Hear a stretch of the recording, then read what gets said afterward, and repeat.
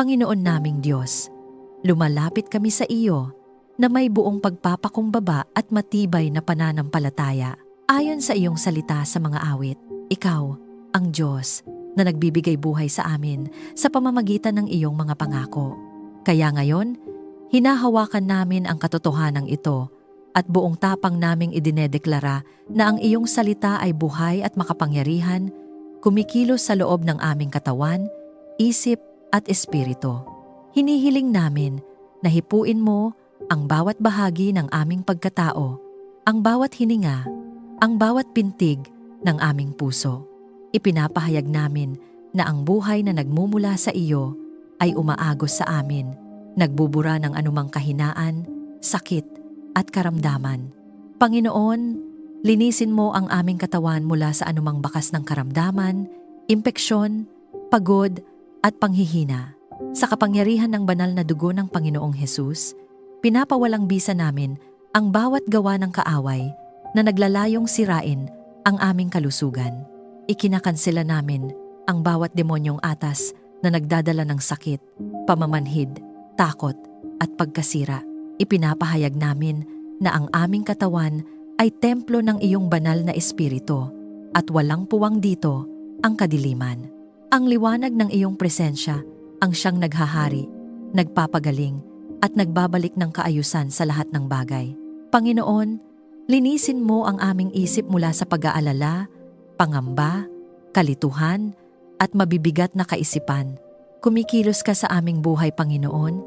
Tinatanggal mo ang mga kasinungalingang itinanim ng kaaway, ang mga salitang sumira sa aming pag-asa, at ang mga alaala na nagdulot ng sugat sa aming damdamin.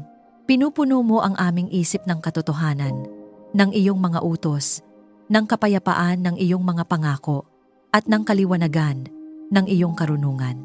Ipinapahayag namin na ang aming pag-iisip ay nasa ilalim ng kapangyarihan ng iyong salita at hindi ng takot o kasinungalingan. Sa bawat paghinga, Panginoon, ibinabalik mo ang tamang balanse ng aming isipan. Pinapalitan mo ang kaguluhan ng kaayusan, ang pangamba ng pagtitiwala at ang pagod ng kapahingahan. Ipinapahayag namin na ang aming isipan ay matatag, malinaw at nakatuon sa iyo. Hindi kami tinatablan ng espiritu ng depresyon, panghihina ng loob o pagkabalisa, sapagkat ang espiritu mo ang nananahan sa amin at siya ang nagbibigay ng buhay at lakas. Panginoon, palakasin mo ang aming espiritu. Patatagin mo kami sa pagsunod sa iyo kahit sa gitna ng kahinaan ng laman. Ibinabangon mo ang aming espiritu upang hindi kami matinag ng pagsubok o tukso. Pinupuno mo kami ng banal na sigasig, ng matibay na paninindigan at ng pagnanasa na lumakad ayon sa iyong kalooban. Ipinapahayag namin na ang aming espiritu ay buhay, gising at masunurin sa tinig mo. Ang apoy ng iyong espiritu ang patuloy na naglilinis at nagpapalakas sa amin.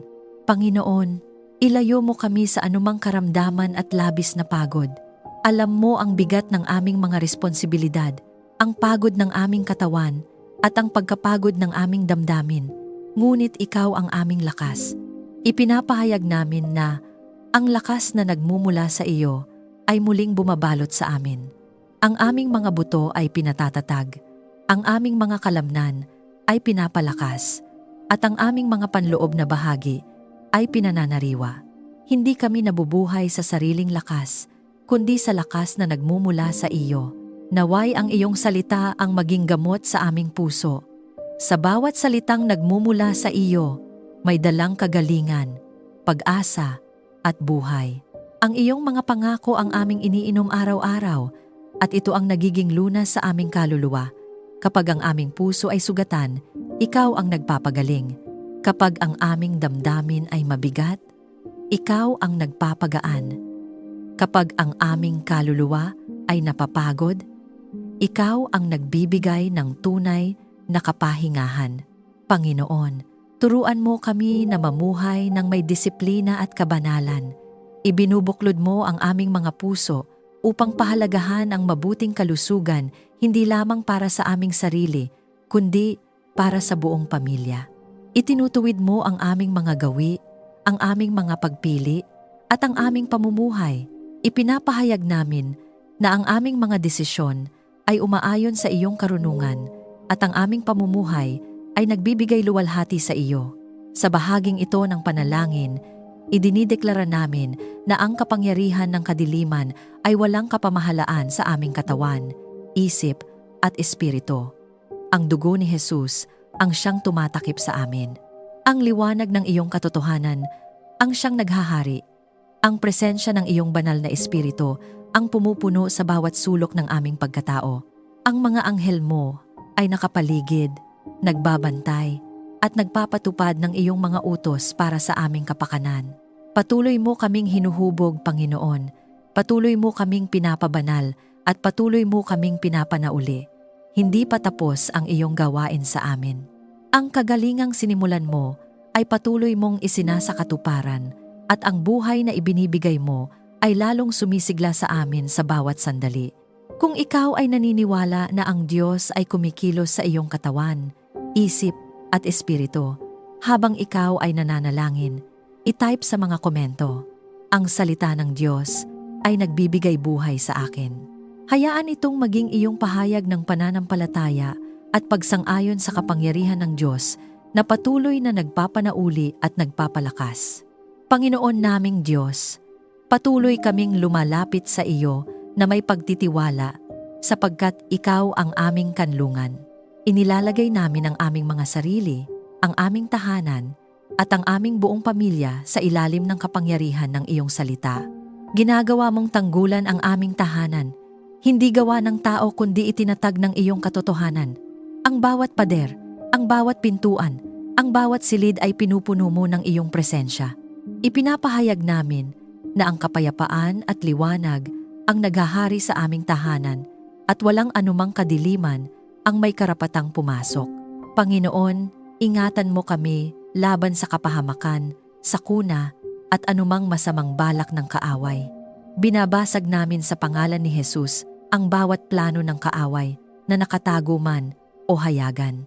Ikinakansela namin ang bawat demonyong atas na naglalayong magdala ng pinsala, aksidente, takot, kaguluhan at pagkawasak sa aming pamilya.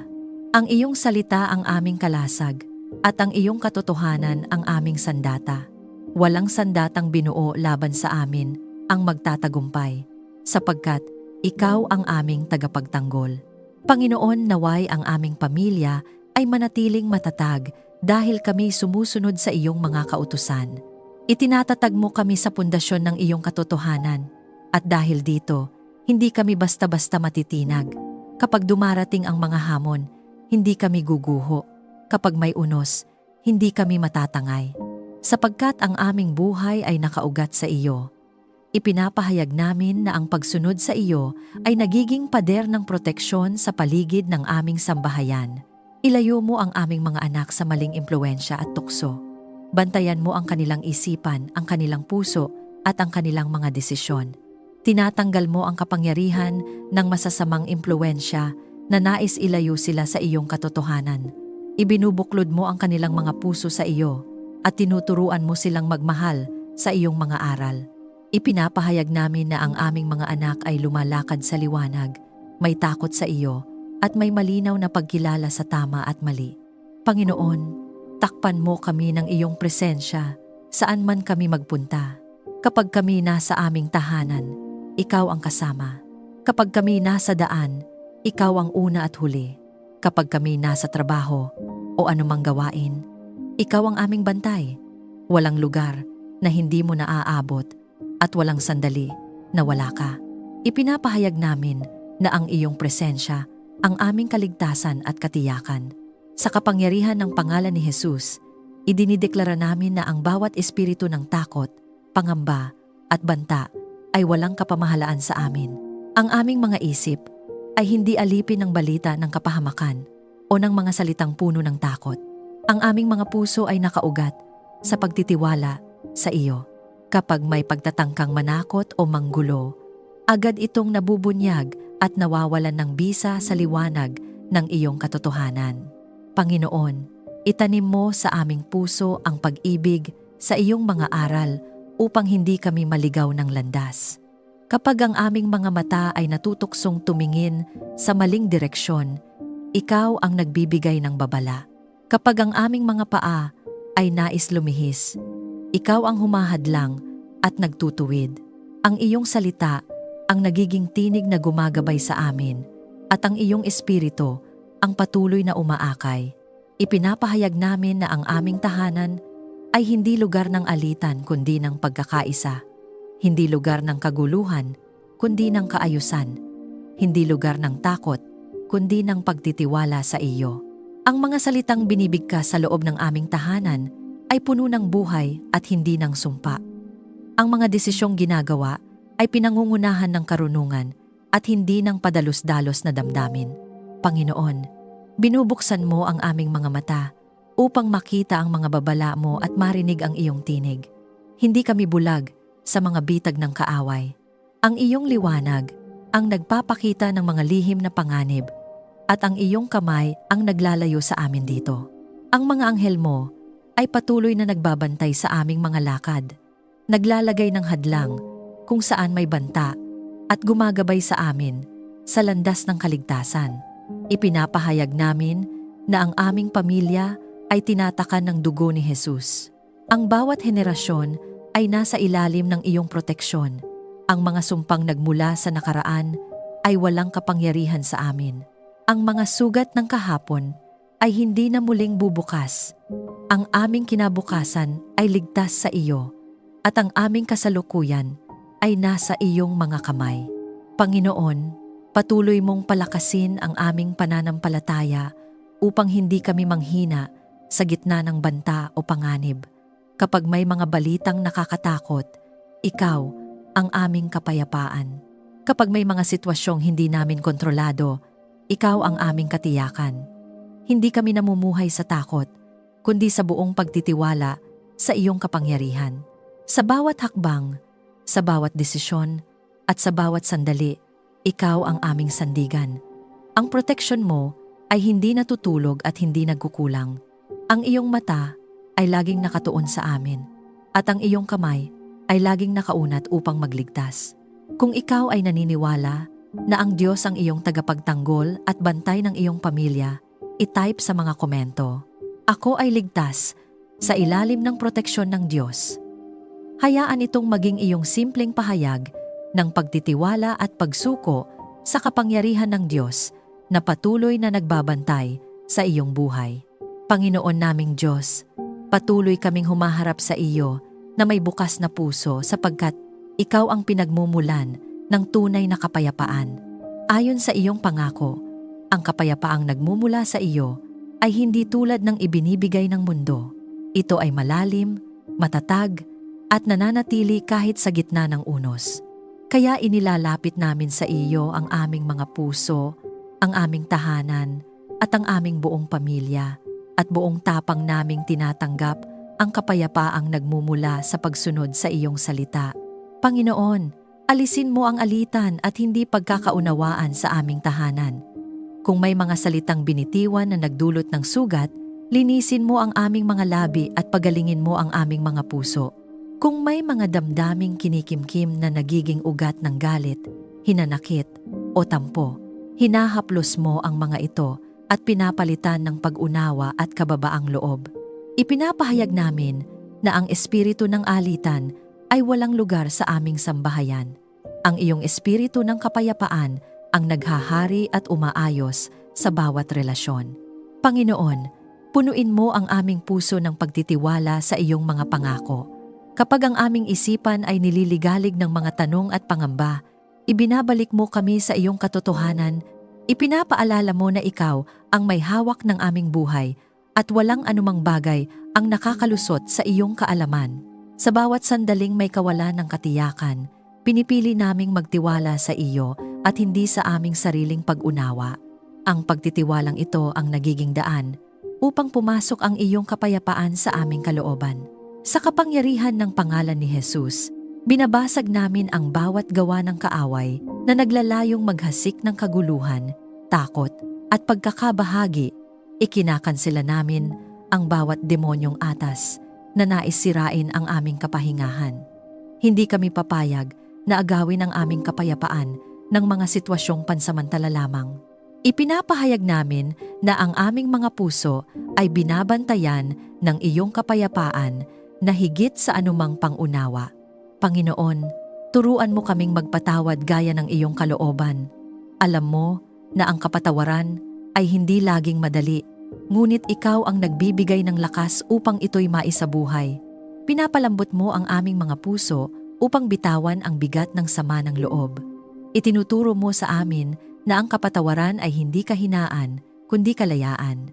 Sa bawat pagpapatawad, mas lumalawak ang espasyong tinatahanan ng iyong kapayapaan sa aming buhay. Turuan mo rin kaming magmahal ng tapat at may malasakit.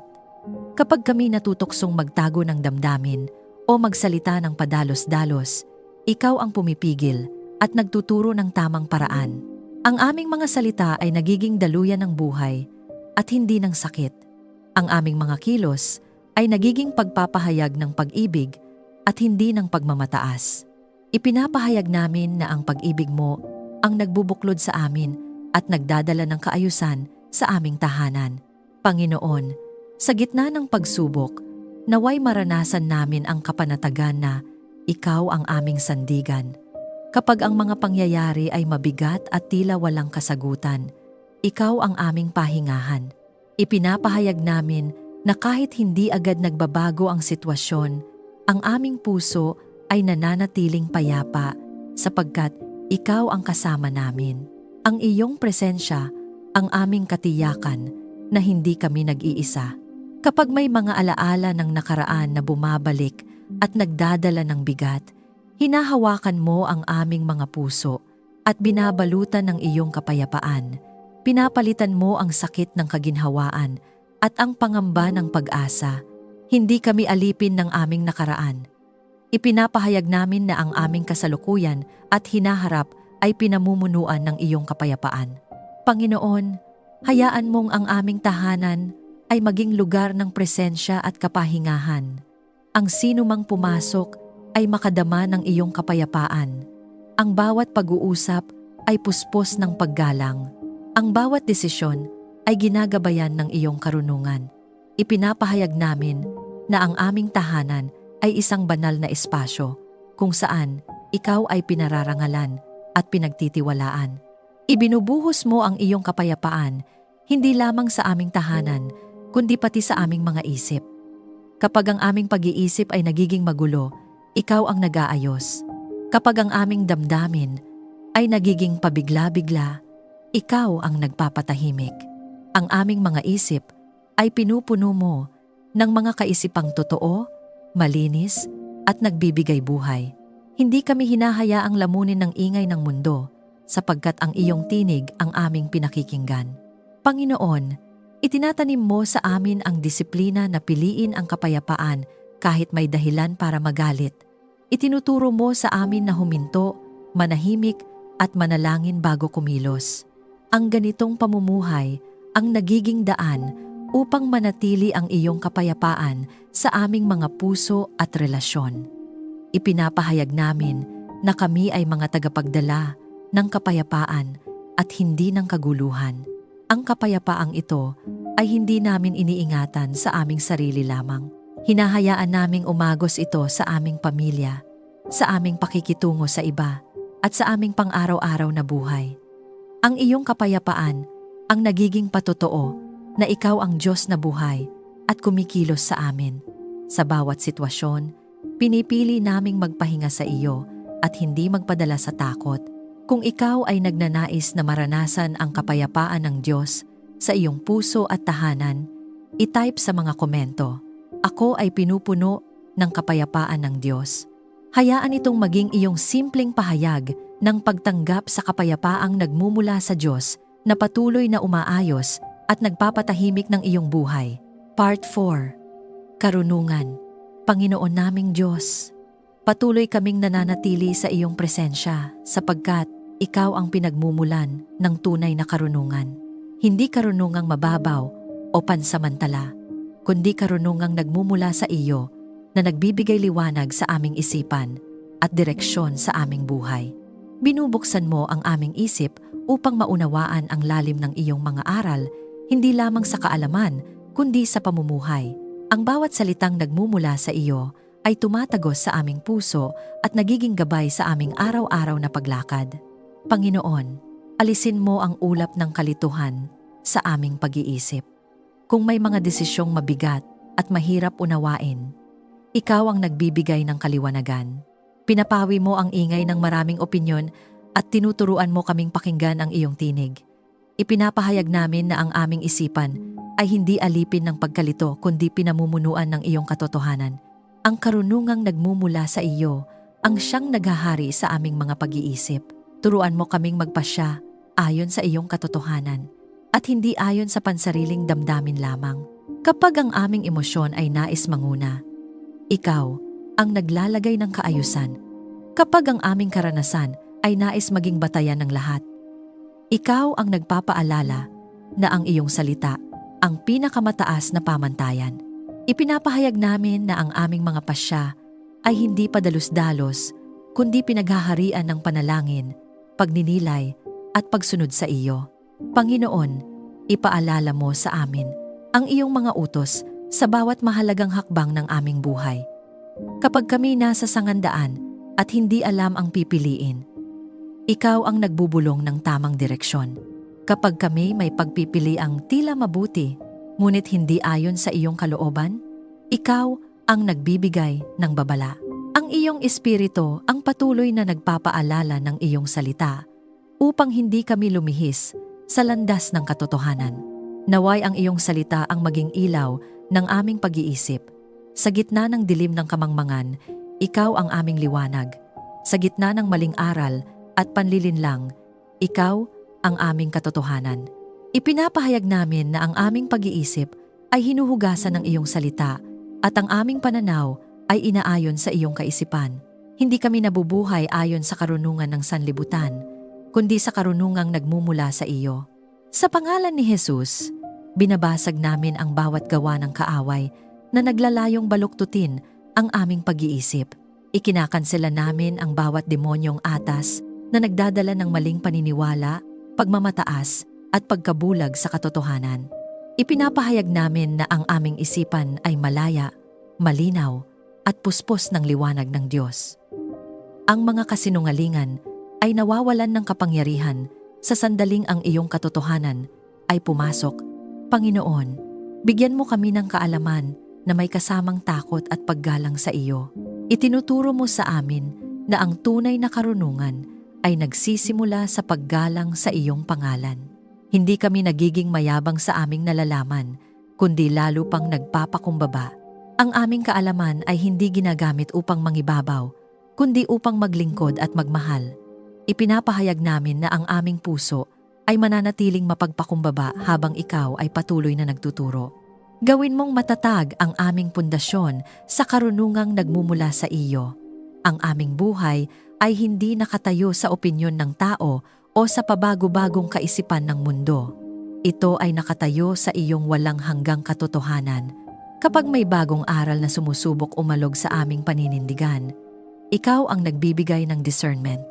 Alam namin kung alin ang totoo at alin ang dapat tanggihan, sapagkat ikaw ang nagtuturo sa amin. Panginoon, palawakin mo ang aming pagkaunawa, hindi lamang para sa aming sarili, kundi para sa kapakanan ng aming pamilya. Ang mga magulang ay binibigyan mo ng karunungan sa paggabay. Ang mga asawa ay binibigyan mo ng karunungan sa pakikipag-ugnayan. Ang buong sambahayan ay pinupuno mo ng pagkaunawa at paggalang sa isa't isa. Ipinapahayag namin na ang karunungan mo ang nagbubuklod at nag-aayos ng aming mga relasyon. Kapag kami nahaharap sa mga suliraning tila walang sagot, ikaw ang nagbibigay ng bagong pananaw. Ipinapakita mo ang mga bagay na hindi namin agad nakikita. Ang mga pintuang tila sarado ay binubuksan mo sa tamang panahon. Ang mga sagot na aming hinahanap ay dumarating sa katahimikan ng pakikinig sa iyo. Ipinapahayag namin na ang aming buhay ay ginagabayan ng iyong perpektong karunungan. Panginoon, hinuhubog mo rin ang aming pananalita sa pamamagitan ng iyong karunungan. Ang aming mga salita ay hindi padalos-dalos, kundi puno ng biyaya. Kapag kami magsasalita, ikaw ang nagbibigay ng tamang oras at tamang paraan. Ang aming bibig ay nagiging daluyan ng payo, pag-asa at katotohanan. Ipinapahayag namin na ang aming mga salita ay nagpapalakas at hindi sumisira. Ang karunungang ito ay patuloy mong ibinubuhos sa amin araw-araw. Hindi ito nauubos at hindi ito humihina. Habang kami lumalakad kasama ka, lalo mo kaming tinuturuan. Ang aming mga pagkakamali ay nagiging aral at ang aming mga karanasan ay nagiging patotoo ng iyong paggabay. Sa lahat ng ito, ikaw ang aming guro at sandigan. Kung ikaw ay humihingi ng karunungan ng Diyos sa iyong mga desisyon at buhay, i-type sa mga komento, "Ako ay ginagabayan ng karunungan ng Diyos." Hayaan itong maging iyong simpleng pahayag ng pananampalataya habang ikaw ay patuloy na nagtitiwala sa Diyos na nagbibigay ng malinaw na direksyon at tamang pagkaunawa. Panginoon naming Diyos, ikaw ang tapat na gumagabay sa aming mga hakbang. Itinutuwid mo ang aming mga landas ayon sa iyong mga tuntunin, hindi ayon sa kagustuhan ng aming laman, kundi ayon sa iyong perpektong kalooban. Inilalapit namin sa iyo ang aming mga plano, mga pangarap, at mga desisyong kailangan naming gawin, at buong puso naming isinusuko ang lahat sa iyong kamay. Panginoon, akayin mo ang aming pamilya sa mga desisyong naaayon sa iyong kalooban. Kapag kami nahaharap sa maraming pagpipilian, ikaw ang nagbibigay ng malinaw na direksyon. Kapag kami nagdadalawang isip, ikaw ang nagbibigay ng kapayapaan bilang tanda ng tamang daan. Ipinapahayag namin na hindi kami magdedesisyon ng hiwalay sa iyo. Ang iyong tinig ang aming pinakikinggan at ang iyong salita ang aming sinusunod. Huwag mo kaming hayaang maligaw sa maling direksyon. Kung may mga landas na tila madali ngunit magdadala ng kapahamakan, ikaw ang humahadlang. Kung may mga pintuang hindi ayon sa iyong layunin, ikaw ang nagsasara. Pinoprotektahan mo kami mula sa aming sariling pagkakamali at mula sa panlilinlang ng kaaway. Ipinapahayag namin na ang aming mga hakbang ay binabantayan at iniingatan mo. Ituro mo sa amin ang tamang daan na dapat naming tahakin sa bawat yugto ng aming buhay. Kapag kami nasa simula ng bagong hakbang, ikaw ang nagbibigay ng tapang. Kapag kami nasa gitna ng paglalakbay at napapagod, ikaw ang nagbibigay ng lakas. Kapag kami malapit ng sumuko, ikaw ang nagpapaalala ng iyong mga pangako. Ang iyong paggabay ay hindi nawawala at hindi nagkukulang. Naway ang iyong salita ang maging ilaw sa bawat hakbang ng aming buhay. Sa gitna ng kalituhan at kawalan ng direksyon, ikaw ang liwanag na nagpapakita ng daan. Hindi kami lalakad sa dilim, sapagkat ang iyong katotohanan ang nasa aming harapan. Ipinapahayag namin na ang aming buhay ay nakahanay sa iyong salita at ang aming mga hakbang ay umaayon sa iyong liwanag. Sa pangalan ni Jesus, binabasag namin ang bawat gawa ng kaaway na naglalayong iligaw kami. Ikinakansela namin ang bawat demonyong atas na nagdadala ng maling direksyon, maling desisyon at pagkaantala sa iyong plano para sa amin. Ipinapahayag namin na ang aming pandinig ay sensitibo sa tinig mo at sarado sa boses ng panlilinlang. Ang iyong espiritu ang siyang patuloy na umaakay sa amin, sa katotohanan. Panginoon, itinuturo mo sa amin ang kahalagahan ng pagtitiyaga sa iyong gabay. Hindi mo kami iniiwan sa kalagitnaan ng aming paglalakbay. Kapag ang daan ay makitid at mahirap, ikaw ang kasama naming lumalakad. Kapag ang landas ay hindi malinaw, ikaw ang nagbibigay ng susunod na hakbang. Ipinapahayag namin na sapat na ang iyong paggabay para sa amin sa bawat sandali. Gabayan mo rin ang aming mga salita at kilos. Ang aming mga desisyon ay may epekto hindi lamang sa amin, kundi sa aming pamilya at sa mga taong nakapaligid sa amin. Kaya hinahayaan naming ang iyong karunungan ang manguna. Ang aming mga plano ay hindi basta-basta ginagawa, kundi inilalatag sa iyo sa panalangin. Ipinapahayag namin na ang aming pamumuhay ay sumasalamin sa iyong paggabay. Panginoon, kapag kami nagkamali, hindi mo kami tinatalikuran. Bagkus, marahan mo kaming ibinabalik sa tamang daan. Itinuturo mo sa amin na ang iyong awa ay bago at ang iyong paggabay ay patuloy. Hindi kami nabubuhay sa pagkondena kundi sa biyaya ng iyong pagwawasto. Ipinapahayag namin na kami ay patuloy na natututo at lumalago sa ilalim ng iyong kamay. Ang aming pamilya ay inilalagay namin sa iyong paggabay. Ang bawat miyembro ay tinuturuan mong pakinggan ang iyong tinig. Ang aming tahanan ay nagiging lugar ng panalangin at pakikinig sa iyo. Ipinapahayag namin na ang iyong espiritu ang nangunguna sa aming sambahayan at ang aming mga desisyon ay nagdudulot ng kapayapaan at kaayusan. Sa bawat hakbang na aming ginagawa, sa bawat landas na aming tinatahak, ikaw ang aming tiwala. Hindi namin alam ang lahat ng mangyayari, ngunit sapat na alam naming ikaw ang kasama namin. Ang iyong paggabay, ang aming lakas ng loob, at ang iyong presensya ang aming katiyakan. Kung ikaw ay handang magtiwala sa paggabay ng Diyos sa bawat hakbang ng iyong buhay, i-type sa mga komento, "Ako ay sumusunod sa gabay ng Diyos." Hayaan itong maging iyong simpleng pahayag ng pagsuko at pagtitiwala sa Diyos na tapat na umaakay at nagtutuwid ng iyong landas. Panginoon naming Diyos, patuloy kaming nananatili sa iyong presensya na may pusong mapagpasalamat sapagkat ikaw ang Diyos ng pagpapala. Hindi lamang pagpapalang material, kundi pagpapalang nagmumula sa pamumuhay ayon sa iyong salita. Inilalapit namin sa iyo ang aming tahanan, ang aming pamilya, at ang lahat ng ipinagkatiwala mo sa amin. Habang kami namumuhay ayon sa iyong kalooban, buong pananampalataya naming tinatanggap ang pagpapalang nagmumula sa iyo. Panginoon, pagpalain mo ang aming tahanan. Naway ito ay maging lugar ng liwanag, kapayapaan, at kagalakan. Ang bawat pader ay punuin mo ng iyong presensya. Ang bawat pag-uusap ay balutin mo ng paggalang at pag-ibig. Ipinapahayag namin na ang aming tahanan ay hindi lugar ng kakulangan, kundi lugar ng sapat at higit pa, sapagkat ikaw ang Diyos na naglalaan. Palaguin mo ang gawa ng aming mga kamay. Ang aming pagsisikap ay iniaalay namin sa iyo. Ang aming trabaho, hanap buhay, at mga gawain ay pinapahiran mo ng iyong biyaya. Kapag kami nagtatanim, ikaw ang nagpapasibol. Kapag kami nagtratrabaho, ikaw ang nagbibigay ng lakas at talino. Ipinapahayag namin na ang aming mga ginagawa ay nagbubunga hindi lamang para sa amin, kundi para rin sa kapakanan ng iba. Panginoon, alisin mo ang takot sa kakulangan sa aming mga puso. Itinuturo mo sa amin na ikaw ang aming pinagmumulan at hindi ang aming sariling kakayahan lamang.